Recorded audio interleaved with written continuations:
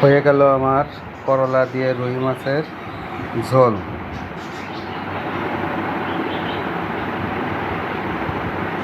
আশা করি কেমন রান্না করেছি, যারা খাবে তারা বলবে যে আসলেও ভালো হয়েছে না মন্দ হয়েছে।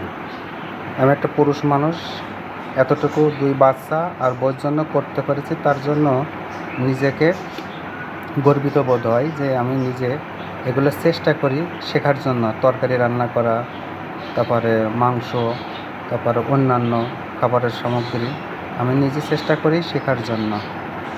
এগুলো শিখতে অবশ্য বউ সাহায্য করেছে বেশি। আর যখন ছোট ছিলাম তখন মার কাছে বসে থাকতাম, দেখতাম, শিখতাম। আশা করি খেতে কেমন হবে, যারা খেয়ে তারা অবশ্য বলবে, কমেন্টস করবে।